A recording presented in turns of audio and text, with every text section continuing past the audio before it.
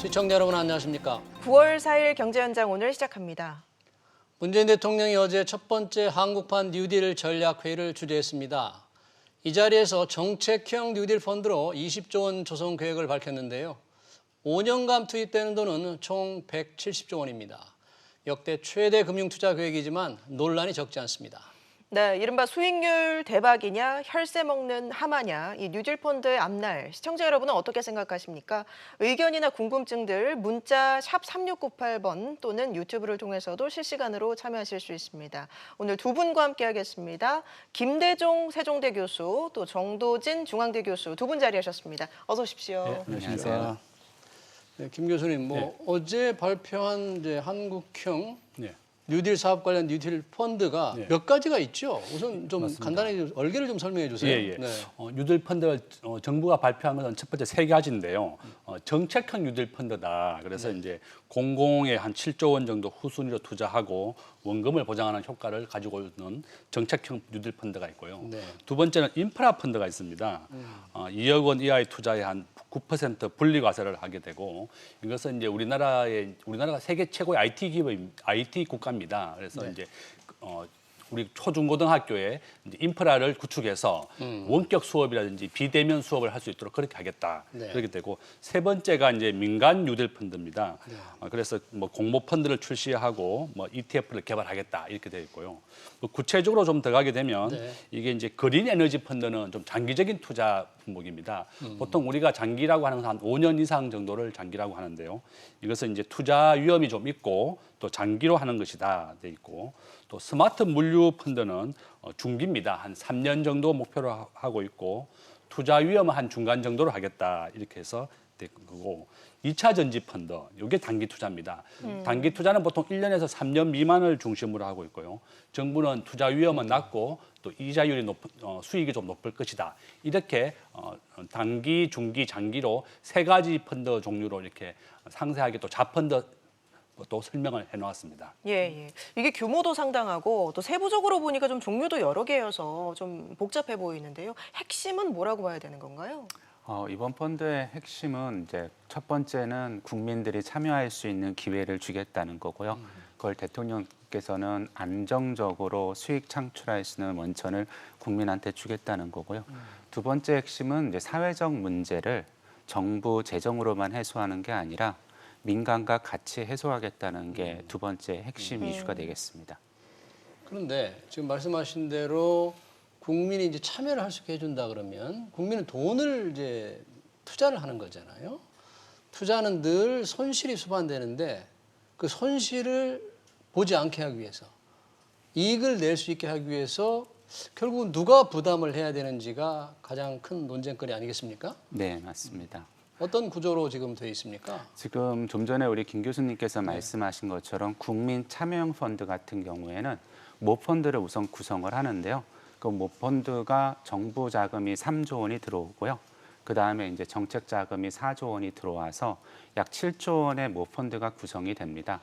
그 모펀드를 기반으로 해서 나머지 13조가 국민들께서 이제 참여하셔서 펀드에 가입할 수 있게 되는 거고요. 예. 이 20조 중에서 손실을 보게 나면은 이 앞에서 이제 정부 3조와 정책 자금 4조가 우선은 정책 그 사업에서 손실 난 것을 보존을 해주겠다고 하는 구조죠. 그래서 대략 발표한 내용을 보면은 35% 정도의 손실은 국민들이 투자를 하더라도 원금이 보장된다라고 얘기를 하고 있습니다. 네. 문재인 대통령이 뭐 약간 마치 뭐 펀드 매니저처럼 안정적인 수익을 낼 수 있으니까 좀 뭐 국민들의 독려를 하는 이런 직접적인 설명도 하기도 했는데 민간에서는 수익률이 나야지 투자를 하지 않겠습니까? 당연합니다. 투자의 3대 원칙이 이제 수익성, 안전성, 황금성인데요.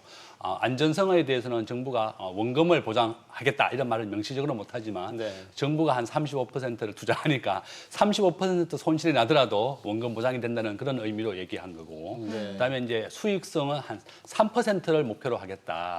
지금 지금 정부가 시중에 부동자금이 3천조 원입니다. 정부가 이제 전세에서 월세의 전환율을 2.5%로 못을 박았거든요. 네. 그러니까 이제 사람들이 전세에서 월세로 전환해도 2.5%밖에 못 받으니까 이번에 정부의 뉴딜 펀드는 3%를 줄 테니까 좀 많이 들어와라. 그런 취지이고 또 이제 세 번째가 황금성입니다. 언제든지 현금을 할 수 있느냐 없느냐. 이번 펀드는 좀 장기적인 초, 중기, 장기 이렇게 세 개로 나누어 가지고 네. 가급적이면 정부가 장기를 목표로 좀 투자를 해달라 그런 취지를 하고 있는데요. 가장 중요한 것은 정말 이게 정부가 이 펀드를 어디에 구체적으로 투자할 것인지 또 어디에 용처를 해서 수익을 낼 것인지 금년만 해도 우리나라의 이제 네이버나 카카오 같은 대표적인 기업들이 네. 수익률이 한 100%에서 200%나 수익이 났습니다. 은택트 기업이고 IT 기업인데요. 또 BBIG라고 부르죠 우리가 네. 바이오 기업 그다음에 뭐 게임 기업, 인터넷 기업들 비대면 기업들이 굉장히 큰 폭으로 상승했는데 정부는 이번에 이제 어떤 기업이나 어떤 투자에 할 것인지는 아주 구체적으로 하지 않았습니다. 네. 이제 그것이 이제 사람들이 좀 의구심을 가질 것이다. 네. 예, 그렇게 말씀드릴 수 있습니다. 그런데 이렇게 펀드에 투자할 프로젝트가 지금 아직 나오지 않았잖아요. 다만 뭐 그린에 투자한다든지 디지털 인프라 구축에 투자한다 이렇게 추상적으로만 돼 있는데 투자 오래 걸리지 않습니까 또. 그런데 언제 어떻게 수익을 낼 수 있을까 기대하기가 굉장히 좀 불투명하고 모호한 게 아닌가. 저도 모릅니다. 그 지난번에 7월 14일인가요? 네. 대통령님께서 이제 한국판 뉴딜을 발표하셨을 때 저희 재정하는 학자들이 많이 아쉬워했던 게 어떻게 돈을 조달하시지? 이게 궁금했거든요. 예. 이번에는 이제 펀드를 발표를 하셨는데 궁금한 게 앵커님께서 말씀하신 것처럼 어떻게 수익을 내지? 네. 이 부분이 궁금합니다. 지금 이제 한국판 뉴딜에 이제 투자를 하겠죠. 근데 그 내용을 좀 전에도 우리 김 교수님께서 네. 잘 말씀해 주신 것처럼 제가 한번 예. 그 내용을 한번 읽어볼게요. 네네. 그 국민들 시청자님께서 여기서 돈이 벌리나 한번 생각해 보세요. 그린 스마트 스쿨, 수소 충전소 구축, 데이터 센터 구축, 신재생 에너지 시설 건설, 수소차, 전기차 개발 프로젝트. 딱 어감에 얼마 수익이 생길 거라는 느낌이 안 오실 것 같거든요. 네. 대부분 이제 공공성 짙은 데 투자를 하다 보니까 우리가 체감적으로 여기에 투자하면 얼마 수익이 생기겠다는 거는 정확히 알 수가 없고요. 어제 기재부 1차관이 이제 한 모 방송에 나와서 얘기하신 걸 들어보니까 예. 이제 자산운용사가 펀드를 구성을 하겠다라는 말씀을 하셨습니다. 이에 따르면 국민 여러분들께서도 이 펀드에 가입하셨을 때 조심하셔야 되는 건 실제로 그 펀드 내용이 어떻게 구성되었는지를 보고 가입을 하셔야죠. 정부가 보장한다는 것만 믿고 가입하시기에는 아직은 의사결정할 때 충분한 정보가 없는 것 같습니다. 그 수익률을 두고 당초 여당이요 3% 수익률 날 것이라고 얘기를 했는데 이게 지금은 좀 흐지부지해진 게 어제 이제 은성수 금융위원장이 1.5% 정도 수익이 날 것으로 얘기를 했거든요. 지금 현재 우리나라의 기준금리가 0.5%고요. 안정적인 적금을 넣으면 0.8% 받습니다. 네. 1억 원을 우리가 예금하게 되면 한 달에 한 6만 원 정도 받거든요. 이제 그 이자세가 15.4%를 떼게 되면 그러니까 정부에서는 우리가 한 3% 준다고 전세 전환율 이상을 네. 주겠다 이렇게 얘기했는데 이게 또 오해를 할 수 있으니까 한 1.5% 정도로 좀 낮춰서 얘기했고 만약 1.5% 주고 원금을 보장해 준다 그러면 또 많은 사람들이 할 유인은책은 될 겁니다. 그래서 저는 이제 정부가 만약에 이거를 정말 펀드를 많이 모아서 하려고 그러면 작년에 우리 IRP라고 해서 직장인들 100만 원씩 소득 공제하고 세액 공제를 해준 게 있습니다. 네, 네. 진짜 그렇게 파격적으로 좀 해줘서 우리가 세액 공제를 많이 해줄 테니까 많이 들어와라. 또 원금 보상도 된다고 하니까 그런 유인책이 없다 그러면 사람들이 이렇게 모험을 하지 않을 것이다. 그래서 정말 세계적인 아마존이라는 기업들은요. 주주들에게 배당을 절대 하지 않습니다. 자기들은 매년 수익의 30% 매출액이 성장하는데요. 네. 왜냐하면 클라우드 수입이 전체의 한 60% 정도 되고 소매업 위주인데요. 이게 비대면 기업입니다. 그러니까 아마존은 배당을 하지 않아도 우리가 배당할 금액만큼을 매출액이라든지 성장으로 주가를 올려서 되갚아주겠다. 그래서 저는 정부가 이 뉴딜 펀드가 정말 매출액을 매년 20% 이상 성장을 할 수도 있고 고객들에게 우리 국민들에게 그만큼 혜택을 줄 수 있다는 자신감이나 확신을 준다 그러면 우리 국민들이 투자할 것이다. 저는 그렇게 봅니다. 네. 아까 정 교수님께서 이제 그 정책형 뉴딜 펀드에 전체 20조로 보고 정부가 3조 출자를 하고 공공기관이 4조 해서 한 35% 정도는 정부가 손실을 감당하지 않겠냐 이렇게 어제 사실은 설명이 됐는데 오늘 보니까 35% 손실을 정부가 확실히 담보하는 건 아니고 정부의 부담률은 한 10% 정도다. 또 이렇게 조금 말을 바꾼 것 같아요. 그러다 보니까 10% 손실 나면 그 이후에는 결국 개인의 부담으로 돌아오는데 수익률도 수익성도 좀 담보하기 어렵고 이 정도 손실 가능성도 또 있다고 하니까 과연 돈이 좀 몰리겠습니까? 어떻습니까? 글쎄요. 그 어제도 10% 얘기는 이제 저는 정보를 이제 조사하면서 확인을 했고요. 그래서 국민들이 또 하나 좀 명확히 아셔야 되는 게 35%가 아니고 10%고요. 나머지 25%는 아까 말씀드린 것처럼 펀드 구성 내용에 따라 결정이 됩니다. 그래서 10%라고 생각을 하셔야 되는데 일반적으로 저희가 펀드 관리할 때 35%가 상당히 중요한 손실률의 기준치가 됩니다. 예. 그래서 35%라는 기준치가 그래서 나온 것 같은데요. 그 얘기는 많은 펀드들이 35% 손실이 일어나고 있다는 거죠. 그래서 10%라는 게 결코 국민들이 펀드 가입했을 때 나는 손실 안 본다 이렇게 보시기는 어렵겠고요. 반대로 생각해 보시면 아까 김 교수님께서 말씀하셨는데 1.5%가 국고채, 특히 국채로 보면은 10년 만기물입니다. 국민들께서 나는 10년 정도 투자해도 된다.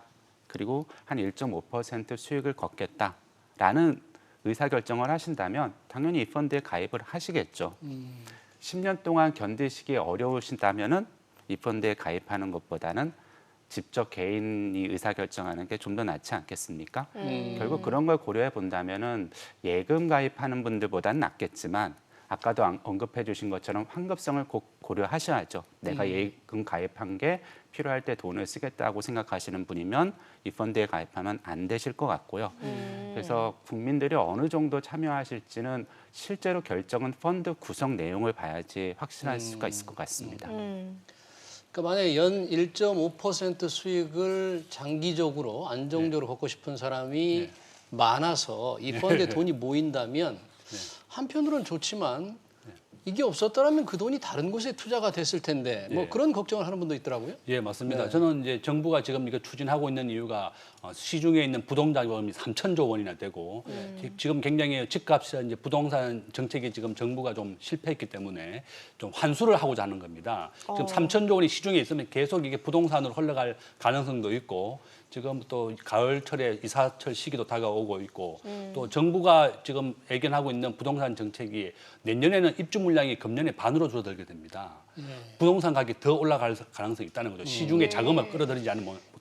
그래서 지금 정부가 그 민주당 내에 이제 그 금융기관 출신들이 몇 분 계세요. 네. 뭐 홍성국 의원이 대표적으로 대우정권 출신이고 몇 분들이 계셔가지고 이분들이 이제 최초로 발의를 해서 만들었다고 되어 있는데 그 정권사 출신들이 만드는 겁니다. 네. 국회의원들. 그래서 이제 결론은 시중에 부동자금이 넘치는 것을 정부가 좀 흡수를 해야만 부동산 시장이 좀 안정될 것이고 또한 국민들이 굉장히 좀 불안해하고 두려움을 좀 가지고 있으니까 정부가 이렇게 안정적으로 또 이게 저는 뉴딜 정책은 굉장히 좋은 것 같습니다. 정책적으로는 지금 세계적인 4차 산업혁명이 지금 세계를 이끌고 있고 언택트 산업이라든지 뭐 BBIG 기업이 지금 주도를 하고 있는데 정부의 방향은 굉장히 좋은데 그러나 구체적으로 어떠한 기업이라든지 어떠한 방향으로 나갈 것인지 그런 얘기가 좀 없어서 좀 의구심을 가지고 있는 겁니다.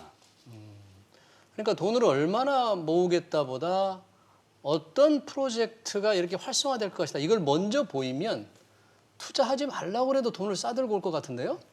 제가 1년에 돈 버는 게 한 100억인데요. 네. 100억이 펀드에서 버는지 도박해서 버는지에 따라서 가치가 달라지겠죠. 지금 저희가 170조를 투입을 한다고 하는데 예.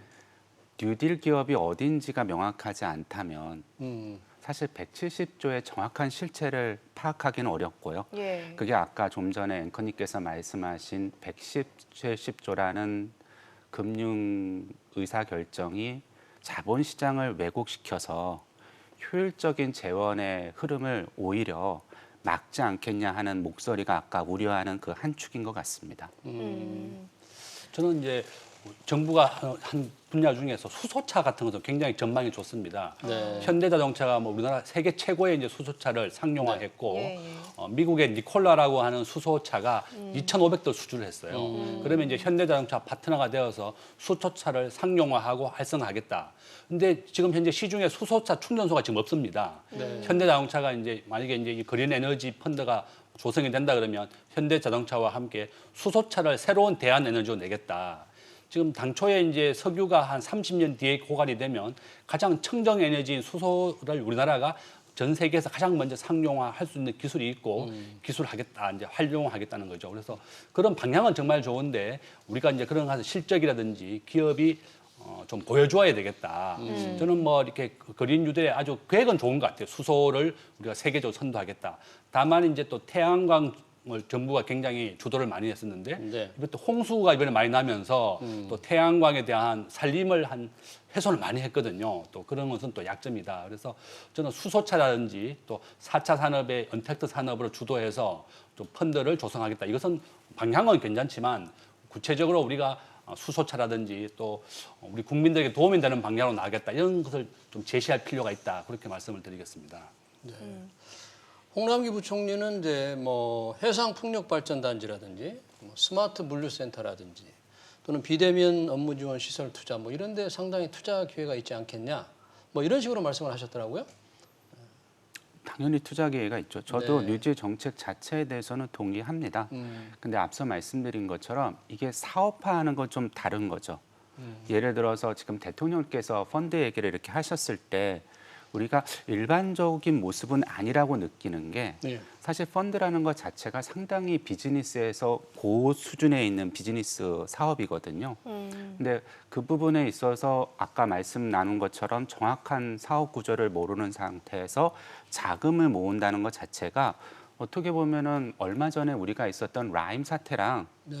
이 트라우마 같이 또 와닿는 거죠. 라임 사태의 정확한 구조를 모르고 예, 많은 예. 국민들이 가입했다가 피해를 봤듯이 물론 이게 그렇게 되면 안 되겠지만 음. 그래서 오히려 이렇게 너무 성급하게 가기보다는 좀 더 많은 얘기를 듣고 세밀한 사업 구조를 세워서 발표하는 게 더 좋지 않았을까 하는 아쉬움이 있고요. 네. 그 부분이 어떻게 보면은 심상정 의원님께서 말씀하신 이런 사업은 오히려 재정으로 하는 게 맞지 않겠냐 주장하신 것과 일맥상통한 것 같다는 생각이 듭니다. 그러니까 정부가 아예 책임을 지고 확실하게 뭐 채권을 발행해서 돈을 조달하라 명확하게 그런 얘기였죠. 맞습니다. 저희 이제 지금 문재인 정부가 하겠다는 저 뉴딜 정책에 우리도 많은 분들이 동의를 하고 그거는 문재인 정부가 나는 이거로 우리나라 경제를 지금 코로나 사태를 해결하겠다는 의지를 보여주신다면 그 정책의 성공은 곧 문재인 정부의 노력의 결과고요. 근데 이게 어떻게 보면 지금은 약간 책임과 결과가 모호한 모습으로 가다 보니까 이걸 저희 학자들은 흔히 대리인 비용이 발생될 수 있는 구조라고 얘기를 하고 있거든요. 아까 이제 그린 에너지 얘기하셨는데 지금 독일이 이제 그린 에너지로 100% 돌아섰습니다. 네. 원자력을 안 하고 100% 그린 에너지라고 했는데 실질적으로 홍수가 난다든지 비가 많이 오게 되면 태양열이 충분하지 못하기 때문에 네. 지금 독일은 그린 에너지로 전환을 했다가 프랑스에서 전력을 수입하고 있어요. 프랑스는 전체 전력의 80%를 원자력으로 하고 있고 네. 우리나라는 전체 전력의 한 20%를 원자력으로 하고 있는데요. 과거에 한 30%에서 10% 정도 줄었거든요.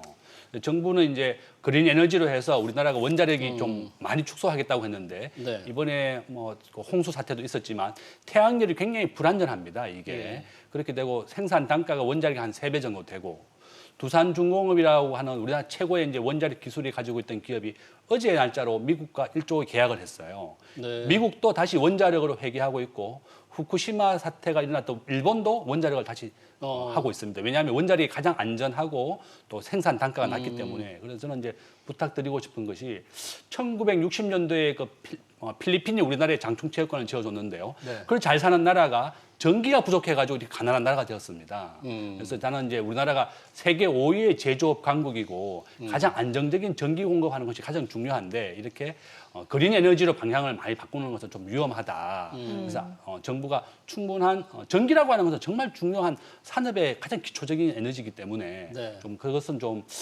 조심해야 되겠다 그렇게 부탁을 말씀을 드리겠습니다. 예. 지금 화면에도 나가고 있죠. 과거에도 정부 주도의 여러 가지 펀드들이 있었습니다. 이명박 정부 때 녹색성장 펀드, 또 박근혜 정부 때 통일펀드. 근데 이런 펀드들이 좀 성공했다고 보긴 어렵잖아요, 교수님.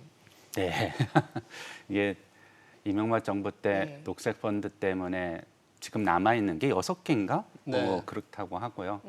박근혜 정부의 통일 펀드는 개성공단이 저렇게 되면서 이제 실패를 했고 저런 트라우마가 지금 문재인 정부의 뉴딜 펀드에 지금 금융시장에서 부정적으로 인상을 미치고 있는 한 네. 분명한 사실인 것 같습니다. 네.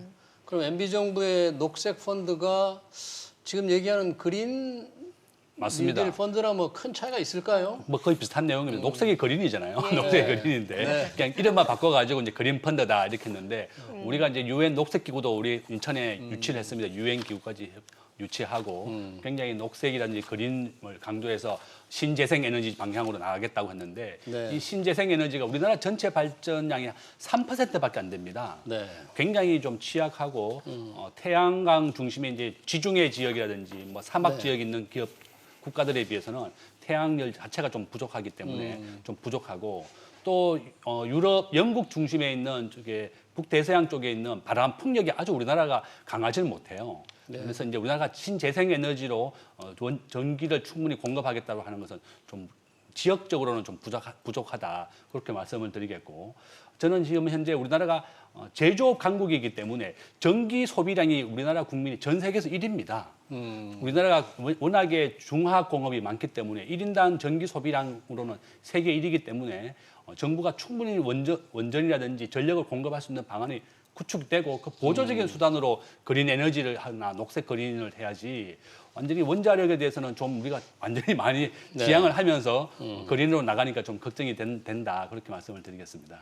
그 좀 전에 그 여쭤보신 전 정부의 그 두 네. 가지 펀드 실패 사례를 통해서 한 예. 가지 이번 정부와 좀 차이점을 말씀드리고 싶은 네. 게 저희가 기업의 가치를 평가할 때요. 기업도 세 가지 활동을 하지 않습니까? 영업 활동을 하고 투자 활동을 하고 재무 활동을 하는 거거든요. 네. 지금 문재인 정부에서 발표한 지금 저 뉴딜 펀드는 투자 활동이죠. 170조라는 앞에 두 정부가 발표한 금액하고는 비교될 수 없이 이번에 말씀하신 것처럼 사상 최대의 금액 네. 아닙니까? 그러다 보니까 이제 재무에서 돈을 끌어와야죠. 그 중에 하나가 이제 국민들한테 참여해달라고 하고 연극이 들어가고 네. 그리고 5대 우리 지주회사 들어가는 네. 엄청난 재무 활동이 들어가는데 문제는 영업 활동이 정부에서 얘기하면은 세금 들어오고 재정 지출하는 건데요. 그걸 우리는 관리 재정 수지라고 하는데요. 예. 지금 관리 재정 수지가 110조 마이너스입니다. 정확히는 110조 5천억이에요. 사상 최고거든요. 그러면 저희가 기업을 분류할 때 우량 기업도 있고 성장 기업도 있고 위기도 있고 쇠퇴도 있는데 이 구조면은 당연히 위험한 상태죠. 이게 위험한 의사결정을 지금 우리가 직면하고 있다는 게 앞에 두 펀드랑은 또 다른 이슈고요. 그래서 저희는 이 뉴딜 펀드를 이제 어차피 정부에서 기치를 걸었기 때문에 갈 텐데 이걸 꼭 성공시켜야 되는 게 바로 우리나라 국가의 경제뿐만 아니라 우리나라 국가 미래랑 너무나 중요한 위기 상황의 의사결정이라는 걸 국민들이나 아니면 정부 당국자들도 인지하고 계시겠지만 다시 한번 생각해 볼 필요가 있을 것 같습니다. 예. 근데 이게 5년의 계획이기 때문에 그렇다면 다음 정권으로 넘어가는 것이거든요. 그럼 어떻게 진행이 될지, 유지가 될지 이런 부분도 좀 의문입니다. 이번 정부에서는 최대한 이제 정부를 계속 유지하려고 노력을 할 수밖에 없겠는데요. 이게 사업 구조를 그래서 잘 짜야 됩니다. 결국은 이 사업 구조가 수익성이 나는 사업 구조면은 다음 정부가 정권이 바뀐다 하더라도 또는 같은 뭐 민주당에서의 정부가 이어진다 하더라도 사업 구조가 수익성이 안 나오는 구조라면은 아까 말씀드린 것처럼 끌고 갈 수가 없습니다. 저희 기업들한테는 위험을 피하지 말라고 얘기하거든요. 위험은 피하는 대상이 아니라 관리하는 대상이라고 얘기를 합니다. 우리 코로나 사태에서도 우리 이 경제 상황도 분명히 피하는 대상은 아니고 관리해야 대상인데 과연 관리 능력이 지금 정부한테 있고 그 관리 능력을 통해서 뭔가 수익이 창출된다면 제 생각에는 정권이 바뀐다 하더라도 이 구조를 놓지는 않을 거라고 생각합니다. 근데 구조를 이제 어떻게 짜느냐에 따라서 뭐 이제 다음 정권에서 네. 이어질 수도 있긴 하지만 기본적으로 인프라 펀드라든지 이런 민간 펀드라든지 이 펀드에 수익이 나오는 게 예. 바로 시작했다고 수익이 나오는 게 아니잖아요. 예, 맞습니다. 수익이 나오는 건 뭐 1년이 걸릴 수도 있고 2년, 3년이 예. 걸릴 수도 있는데 예. 그럼 개인들은 배당을 바로 어떻게 받아야 되는지 예. 매년 개인들한테는 배당을 줘야 될 텐데 그런 것도 걱정 아닐까요? 지금 현재 저는 굉장히 걱정되는 것이 정부가 이렇게 인프라 펀드를 한다고 했는데 제일 걱정되는 것이 민간 시장을 위축시키는 겁니다. 이제 이거를 이제 구축 효과라고 부르는데요. 예. 기존에 시장이 있는데 정부가 그만큼의 한 30%를 차지하게 된다 그러면 민간 시장이 30% 위축된다는 거거든요. 가장 경제가 활성화되고 좋은 것이 민간 경제가 일어나고 양질의 사람들을 고용하고 우수한 일자리를 만들어내는 건데 정부가 이렇게 민간 인프라 펀드라든지 이런 펀드를 많이 만들어내게 되면 민간 시장이 많이 위축되게 되고 그만큼 민간 시장들이 그만큼 투자할 여력이 줄어든다는 거죠. 또 이렇게 좋은 펀드라든지 좋은 투자처를 만들어야지 배당이 올바르게 나오고 있는데 지금 현재 우리나라 삼성전자가 매년 2% 배당을 냅니다. 매년 네. 순이익을 한 20조씩, 30조씩 순이익을 내고 있고 네. 그래서 삼성전자가 매년 배당을 매 분기마다 주거든요. 3개월에 한 번씩 배당을 주고 있는데 세계적인 기업들이 다 이렇게 배당을 해주고 있습니다. 예. 매 분기만 1년에 4번씩. 그런데 삼성전자만큼 이렇게 우수하게 투자를 해서 수익을 낼 것이냐. 삼성전자는 자본금이 1조인데 지금 시가총액이 400조고요. 네. 매년 수익을 40조씩 낸다. 내가 1억 가지고 통닭집을 만들었는데 매년 40억을 버는 겁니다. 순이익을. 네. 그 정도로 아주 그 투자 대비 이익률이 높아야지 배당을 충분히 해줄 수 있는 거죠. 그러니까 정부가 이거 인프라 펀드라든지 뉴딜 펀드로 배당을 주기까지는 많은 시간이 걸릴 것이다. 좀 그렇게 말씀을 드리겠습니다. 그렇게 좋은 배당을 줄 수 있는 기업이 많으면 좋겠는데 오히려 이제 그린뉴딜 해가지고 뭐 이 정부 들어서 태양광 업체들이 많이 늘어났는데 뭐 태양광에 투자한다 그러면 이런저런 사업들이 더욱 더 늘어날 그런 가능성, 그럴 우려는 좀 없겠습니까? 어떻습니까? 오히려 주변에 많은 그 후속 효과 때문에 다른 기업들이 늘어날 가능성은 충분히 있겠죠. 그래서 저는 이제 정부 입장에서 이 사업 구조를 어떻게 관리할 거냐 할 때 좀 추상적이긴 하지만 모 그룹사 회장님이 그 그룹이 부도가 난 다음에 마지막 재판장에서 하신 말씀이 지금도 기억이 나는데요. 예. 그분이 뭐라고 회상을 하셨냐면 내가 이렇게 부도난 이유는 첫 번째는 모르는 산업에 진출한 게 나의 실패 원인이다. 좀 전에 앵커님께서 말씀하신 것처럼 이게 후속 산업에 영향을 미치는데 이게 모르는 산업으로 영향을 미쳤을 때 과연 관리가 가능하겠냐. 두 번째는 뭐라고 하셨냐면 모르는 산업을 진출했으면 그 산업을 아는 사람을 CEO로 앉혔어야 되는데 내가 아는 사람을 CEO로 앉힌 게 나의 실패의 원인이다. 이렇게 말씀을 하셨습니다. 그게 이번 사업도 비슷하다고 생각을 하는데요. 네. 사업을 정확히 평가할 수 있는 기관이 이 사업을 해야 되지 무조건 사업을 확장만 하면 안 될 것 같고요. 그리고 이 펀드를 운영하는 것도 민간에서 이 펀드 운영 실력을 갖춘 전문가들이 들어가야지 정부가 너무 과도하게 개입을 하면 교수님께서 말씀하신 구축 효과 같은 게 여기서 단적으로 나타날 수가 있을 것 같습니다. 무엇보다도 중요한 거는 저희가 펀드 자본시장은 신용입니다. 네. 정부에 대한 신용이 깔려 있지 않으면 아까 우려하신 이게 과연 지속 가능성이 있을 거냐. 정부의 신용은 근데 단순히 이런 자본시장에서만 나오는 게 아니라 사회 전반의 문화에서 나오거든요. 그래서 이거를 자본시장 구조로만 접근하시는 거는 지속 가능성에 오히려 어려울 것 같고요. 조금 더 큰 그림에서 국민과의 신용을 고민해 보시는 게 중요할 것 같습니다.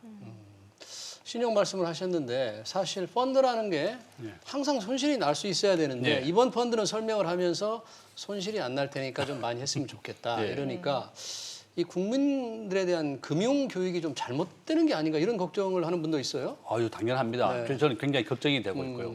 제가 1994년도에 정권회사에 입사를 했습니다. 현대정권에 입사했는데요. 네. 그 당시에 제가 입사를 하니까 주가가 1,000을 찍었어요. 그래서 많은 사람들 환영을 해줬습니다. 여러분들이 입사를 해서 우리가 주가가 드디어 1,000을 찍었다. 네. 이렇게 했는데 26년이 지났습니다. 2020년인데 26년이 지났는데 오늘날 겨우 2,400이니까 겨우 1,200이 오른 거, 1,400이 오른 거죠. 네. 1.2배 올랐다. 같은 기간에 미국이 10배 올랐거든요. 네. 같은 20년 기준으로 아마존 2,000배가 올랐고 애플이라고 하는 미국 기업 한 800배 정도 올랐습니다. 네. 그 삼성전자 100배가 올랐고 예, 예. 이와 같이 우리나라의 그 주식시장, 정권시장에는 박스권에 갇혀가지고 지난 25년 동안 1,000에서 2,000까지만 왔다 갔다 한 겁니다. 정부가 우리 경제를 정말 기업하기 좋은 나라, 우수한 기업을 만들어줘야 되는데 작년 말 기준으로 우리나라 기업이 해외에 투자한 게 650억 달러고요. 네. 외국 기업이 한국에 투자한 게 150억 달러입니다. 그러니까 우리나라 기업이 5배나 해외에 투자를 하고 외국인들을 고용하는 겁니다. 외국에 공장을 짓고. 그래서 정부가 정말 해줘야 되는 것은 이 뉴딜 펀드와 함께 기업하기 좋은 환경을 만들어서 우리나라 기업들이 한국에 투자를 하고 삼성전자나 LG전자가 우리나라에 공장을 짓게 해야지 전부 다 미국, 베트남에 공장을 짓고 있어요. 그래서 저는 우리나라 기업들이 투자하기 좋은 환경을 만들어줘야 된다. 법인세가 전 세계 평균이 22%인데 우리가 27%로 올렸습니다, 거꾸로. 그다음에 미국은 21%고 우리보다 더 낮아요. 일본도 우리보다 더 낮습니다, 22%. 우리나라는 오히려 거꾸로 정책이다. 그래서 저는 부탁드리는 게 기업하기 좋은 환경을 좀 정부가 만들고 그래야지 이 기업들이 더 활성화되어서 펀드도 더 성장할 것이다. 그래서 저는 정말 부탁이 친기업적인 정책이 물론 나가야지 친노동적인 정책이라든지 법인세를 올리다든지 또 소득세도 이번에 또 올렸고 그래서 네. 너무 기업들에 대해서 기업하기 좋은 환경을 안 만들어주고 이런 펀드를 만드는 것은 좀 걱정이 된다. 그래서 박스권을 벗어날 수 있는 좋은 기회를 좀 만들어 달라. 그렇게 말씀을 드리겠습니다. 이렇게 펀드를 이게 정부 주도로 해서 미래 성장 산업에 투자하자 해서 정부가 이렇게 주도하는 경우가 조금 드문 일인가요? 어떻습니까? 세계적으로 본다면? 사실 뭐 일반적이라고 얘기하기는 어렵죠. 왜냐하면 펀드라는 것 자체가 아까도 말씀드린 것처럼 고도의 비즈니스 레벨에서 의사결정하는 거기 때문에요. 하지만 최근에 들어서 보면은 반드시 없는 건 아닙니다. 대표적으로 이제 성공한 사례가 오바마 정부의 민관 투자 프로그램 같은 경우에는 네. 성공한 사례가 있고요. 예. 그리고 우리 요즘에 많이 우리랑 어려운 일본 같은 경우에도 우주 산업 같은데 이런 펀드를 이용하는 경우도 있고요. 뭐 필리핀이나 독일이나 이스라엘 같은 여러 가지 사례가 이미 있다는 게 언론에도 많이 나와 있는 사례입니다. 나름대로 펀드 운용의 어떤 뭐 수익성도 조금 보장이 되고 그런 모양이죠. 그러면? 그래서 결국은 이 사업 구조를 어떻게 짜냐가 중요한 거죠. 네. 그러면 사업 구조를 짜는 데 있어서 가장 이번에 주목을 해야 되고 가장 경계를 해야 될 거는 어떻게 뭐라고 할 수 있을까요? 투자자 입장에서는 첫 번째는 아까 잠깐 우리 얘기 나왔는데 이게 원금 보장이 아닙니다. 원금 보장 추구죠. 그거를 우선 명확히 이해하시고요. 예. 두 번째는 펀드 구성이 어떻게 되어 있는지 일반 펀드랑 똑같습니다. 우리가 펀드 수익률 같은 경우에는 펀드 수익을 운영하는 사람들이 예를 들어서 적은 펀드를 운영할수록 수익률이 더 높다고 얘기합니다. 일반 펀드랑 똑같게 그 수익률을 나타낼 수 있는지를 봐야 되는데 우리가 펀드 가입하는 이유가 뭡니까? 적은 돈으로 분산 투자하는 거거든요. 근데 이건 뉴딜만 해야 됩니다. 분산 투자에 한계가 오히려 있을 수 있다는 거를 고민을 하셔야 되고요. 세 번째는 장기 투자. 예. 결코 단기로 이루어질 수 없다는 거고요. 사업적으로 보면은 그 펀드를 갖고 운영하는데 목표가 뚜렷한지 그게 곧 수익 구조입니다. 그걸 보시고요. 두 번째는 자금 조달 계획, 집행 계획이 명확히 있는지 그걸 보셔야 되고 마지막으로 리스크 관리 어떻게 하고 있는지 이 세 가지를 꼭 체크해 보시고 사업하시는 분도 이 세 가지를 고민을 할 겁니다. 예, 예. 김대중 교수님 마지막으로 네. 뭐 간단하게 첨언하실 내용 있으실까요? 저는 예. 아까 얘기한 것이 기업하기 좋은 환경을 만들어서 우리나라 기업들이 일자리를 많이 만들어내고 또 펀드도 이 뉴딜 펀드는 정말 좋다 방향이나 계획은 그렇지만 정말 우리 국민들을 위해서 좋은 펀드를 좀 만들고 유지해 달라 좀 그렇게 친시장적인 경제 정책을 펴달라 이렇게 말씀을 드리겠습니다. 알겠습니다. 오늘 두 분 말씀 여기까지 듣도록 하겠습니다. 지금까지 정도진 중앙대 교수, 김대중 세종대 교수와 함께했습니다. 고맙습니다. 네, 고맙습니다.